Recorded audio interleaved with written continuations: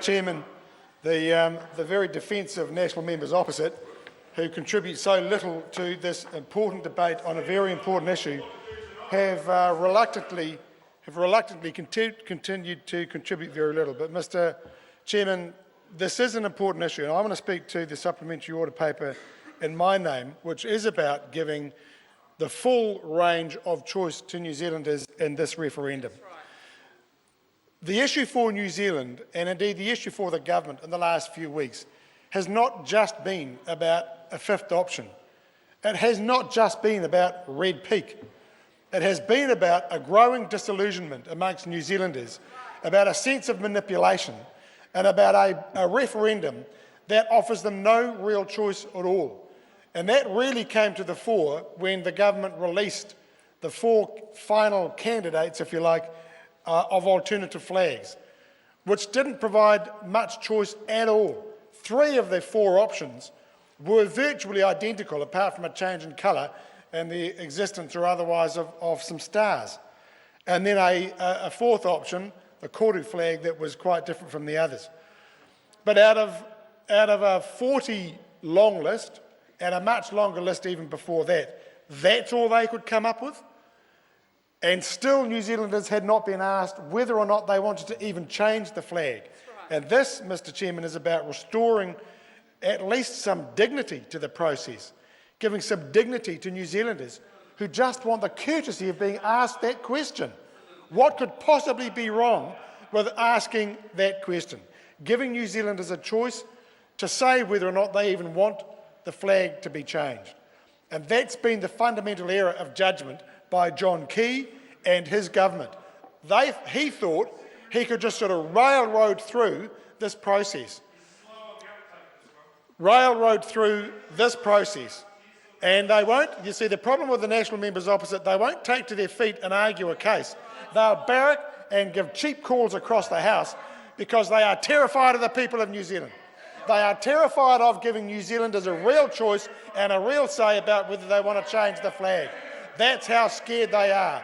They're happy to cheer along and play along with their leader and their manipulated process because he declared from on high that he wanted a new flag with a silver fern on it. Well, that's not where New Zealanders are at. New Zealanders deserve more respect, and they deserve more courtesy than that. And this is not about any individual politician's personal choice about the flag. This is about respecting all New Zealanders when we are asking them to enter into a debate about their emblem, the insignia that represents them around the world. And they ought to be treated with respect and dignity. And this government hasn't done that. And the members opposite failed to accept that at their peril. New Zealanders want to be treated with courtesy. And we do that when we give them the choice of answering the question, do you want to change the flag or not? Out of touch. New Zealanders don't ask for much, but being treated with courtesy by this House, by members of this House, and by the political process is just one small thing that I ask.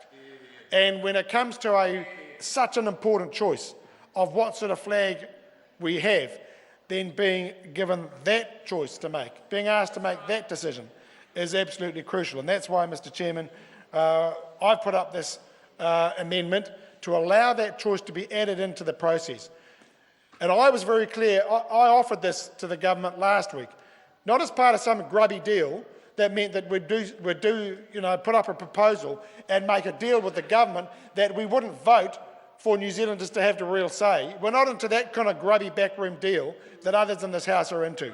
We are into giving New Zealanders, as we have right through this process, through the cross-party process, through the input and the submissions we've had at the Select Committee process, every opportunity we've had, we've been absolutely consistent about it, that if we are to run a referendum like this and allow New Zealanders to make a decision on their flag, our national flag, the thing that we stand under, the thing that we hold high when we're on the international stage, that so many Kiwis wrap around them when they're on their Anzac Day events in London and Parliament Square, when they're in New York, when they're in Sydney or Melbourne, wherever they are in the world, and they look to the New Zealand flag.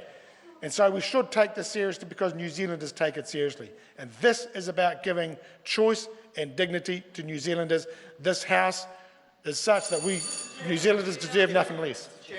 Honourable Fletcher Tabato. Thank you, Mr.